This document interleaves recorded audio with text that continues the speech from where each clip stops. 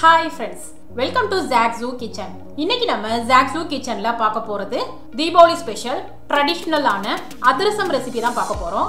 இந்த அதிரசம் பாத்தீங்கன்னா வெளிய வந்து நல்லா கிறிஸ்பியாவும் உள்ள வந்து சாஃப்ட்டாவும் இருக்கும். பொதுவா அதிரசம் செய்யறது ரொம்ப கஷ்டம்னு நினைக்கிறோம்.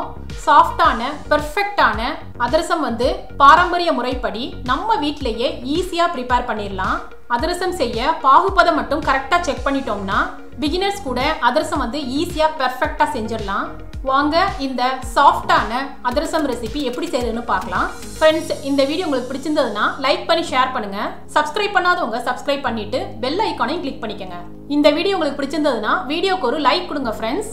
அதிரசம் செய்யறதுக்கு 2 கப்பு பச்சரிசி எடுத்திருக்கேன். இது 1/2 kg இருக்கும். கடையில வாங்குறப்ப மாவு பச்சரிசின்னு கேட்டு வாங்கிக்கங்க.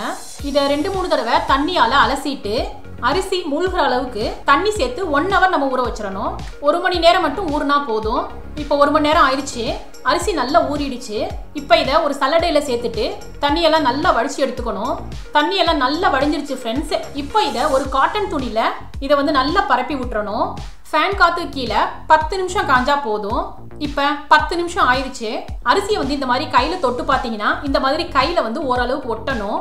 அரிசி வந்து ரொம்ப ட்ரை ஆயிடக்கூடாது. இந்த மாதிரி கையில ஒட்டினாதான் அதிரசம் வந்து பர்ஃபெக்டா வரும். இப்போ இந்த மாதிரி ஈரப்பதமா இருக்கிறப்பயே நம்ம வந்து மிக்சியில சேர்த்து அரைச்சிக்கணும். நம்ம எடுத்திருந்த அரிசியில இருந்து பாதியை வந்து மிக்சியில சேர்த்துக்கிறேன். உங்களால எவ்வளவு மிக்சியில நைஸா பவுடர் பண்ண முடியுமோ அந்த அளவுக்கு நைஸா பவுடர் பண்ணி எடுத்துக்கணும். பாருங்க, நான் பவுடர் பண்ணிட்டேன். பாருங்க ஃப்ரெண்ட்ஸ், இந்த அளவுக்கு நைஸா பவுடரா இருக்கணும். இப்போ இதை ஒரு சல்லடையால சலிச்சுக்கணும். அதிரசத்துக்கு கண்டிப்பா மாவு வந்து சலிக்கணும் ஃப்ரெண்ட்ஸ். சலிச்சாதான் மாவு வந்து நல்லா வெந்து அதிரசம் வந்து டேஸ்டா இருக்கும். நீங்க சலிக்காம சேர்த்துட்டீங்கன்னா அதுல வந்து நிறைய குருணையா இருக்கும். அப்படி குருணையோட செய்யறப்போ அதிரசம் வந்து பெர்ஃபெக்டா வராது. அதனால கண்டிப்பா சலிச்சுக்கணும். இப்ப சலிச்சதுக்கு அப்புறம் இந்த மாதிரி குருணையா இருக்கும். இதை வந்து நீங்க அடுத்து மிக்சியில சேர்த்து அரைக்கிறப்போ இதையும் சேர்த்து நைஸா அரைச்சுக்கணும். நான் அரிசி எல்லாத்தையுமே 2-3 தடவை மிக்சியில சேர்த்து நைஸா பவுடர் பண்ணி சலிச்சு எடுத்துக்கிட்டேன். எல்லா மாவையும் சலிச்சதுக்கு அப்புறம் இந்த மாதிரி கடைசியா குருணையா இருக்கும் ஃப்ரெண்ட்ஸ். இதை வந்து கண்டிப்பா சேர்த்துடக்கூடாது. இதை வேஸ்ட் பண்ணிட வேணாம். இதை வந்து இட்லி மாவோட சேர்த்துக்கங்க. இது எல்லாத்தையும் அரைச்சிட்டேன். பாருங்க ஃப்ரெண்ட்ஸ், மாவு வந்து நைஸா இருக்கு. இந்த மாதிரி தான் இருக்கணும். அதிரசம் வந்து ஈர மாவுல செஞ்சாதான் பக்குவம் வந்து கரெக்டா வரும். மாவுல இருக்கிற ஈரம் வந்து காயாம இருக்கிறதுக்காக இதை இந்த மாதிரி நல்லா அமுத்தி விட்டுக்கணும். இதை வந்து லிட்டால கவர் பண்ணிட்டு தனியா வச்சிடலாம். இப்ப அதிரசத்துக்கு தேவையான பாகு ரெடி பண்ணிடலாம். ஒரு பேன்ல 2 கப் அரிசிக்கு நான் 1.5 கப் வந்து வெல்லம் எடுத்திருக்கேன். ஃப்ளேமை வந்து ஹைல வச்சுக்கோங்க. நீங்க எந்த கப்ல அரிசி அளக்குறீங்களோ அதே கப்ல வெல்லத்தை அளந்துக்கங்க. வெல்லத்தை வந்து நல்லா நுணுக்கிட்டு தான் அளக்கணும். இதை கிராம்ல சொல்லணும்னா 1 கிலோ அரிசிக்கு 3/4 கிலோ வெல்லம் வந்து கரெக்டா இருக்கும். இப்போ இதுல 1/2 கப் மட்டும் தண்ணி சேர்த்துக்கிறேன். வெல்லத்தை வந்து நல்லா கரைச்சிக்கணும். இந்த ஸ்டேஜ்ல வெல்லத்துல வந்து டஸ்ட் இருந்ததுன்னா நீங்க இதை வடிகட்டிட்டு எடுத்துக்கோங்க. நான் சேர்த்த வெல்லம் வந்து கிளியரா இருக்கிறதுனால நான் வடிகட்டல. வெல்லம் வந்து நல்லா நுரைச்சு பொங்கி வருது. நல்ல கமகமன்னு வாசம் வருது. இப்போ இது நல்லா திக்காயிருச்சு. இப்போ பாகுபதம் செக் பண்ணிடலாம். பாகுபதம் நம்ம அப்பப்ப செக் பண்ணிட்டே இருக்கணும். அதிரசத்துக்கு இந்த பாகுபதம் தான் ரொம்ப முக்கியம். கொஞ்சம் பாகு எடுத்து இந்த மாதிரி பிளேட்ல தண்ணியை சேர்த்துட்டு அதுல இந்த பாகை சேர்க்கணும். வெல்லம் வந்து கரையல, ஆனா கையில எடுத்தோம்னா எடுக்க வரல. இது கரெக்டான பாகுபதம் கிடையாது. அதனால இன்னும் 1 நிமிஷம் கொதிக்க வைப்போம். மறுபடியும் கொஞ்சம் வெல்லம் எடுத்து தண்ணியில சேர்த்துக்கிறேன். வெல்லம் வந்து தண்ணியில கரையல. இதை சேர்த்துட்டு கையில இந்த மாதிரி எடுத்தோம்னா எடுக்க வருது. இதை கையில இந்த மாதிரி உருட்டினோம்னா ஜெல்லி மாதிரி உருண்டையா உருட்ட வரும். இதுதான் கரெக்ட் ஸ்டேஜ். இப்போ இதுல வாசனைக்காக கொஞ்சம் ஏலக்காய் பவுடர், கொஞ்சம் சுக்கு பொடி, இது 2ஐயும் சேர்த்துக்கிறேன். இதை நல்லா மிக்ஸ் பண்ணிக்கணும். இப்போ இதை டிலே பண்ணிடாம உடனே இந்த பாகை வந்து நம்ம மாவோட கலந்துடணும். பாகை சேர்க்கறதுக்கு முன்னாடி மாவை வந்து கட்டி இல்லாம நல்லா உடைச்சி விட்டு கலந்து விட்டுக்கங்க.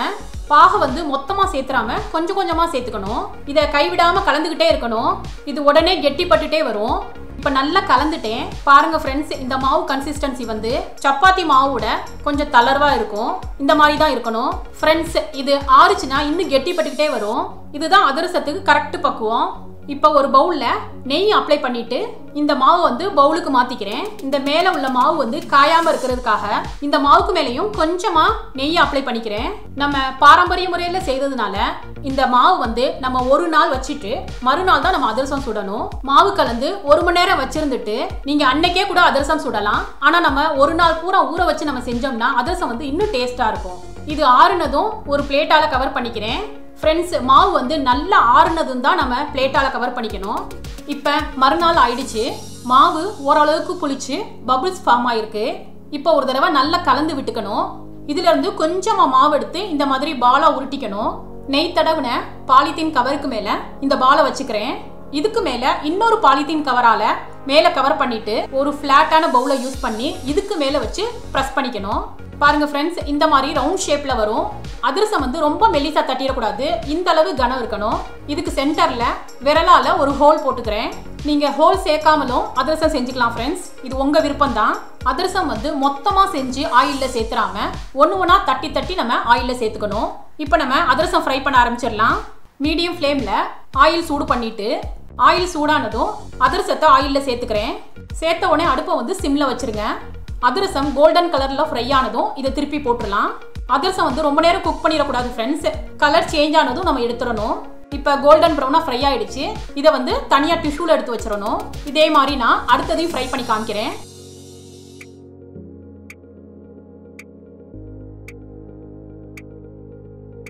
நான் எல்லாத்தையுமே ஃப்ரை பண்ணி எடுத்துக்கிட்டேன்.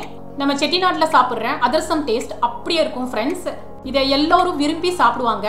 இந்த அதிரசம் பார்த்தீங்கன்னா வெளியே வந்து நல்லா கிறிஸ்பியாகவும் உள்ள வந்து சாஃப்டாகவும் இருக்கும் ஃப்ரெண்ட்ஸ். இந்த பாரம்பரியமான அதிரசம் ரெசிபி உங்களுக்கு பிடிச்சிருந்ததுன்னா நீங்க ட்ரை பண்ணி உங்க எக்ஸ்பீரியன்ஸை கமெண்ட்ல ஷேர் பண்ணுங்க. சுவையான சமையல், சுகமான வாழ்வு. தேங்க்யூ.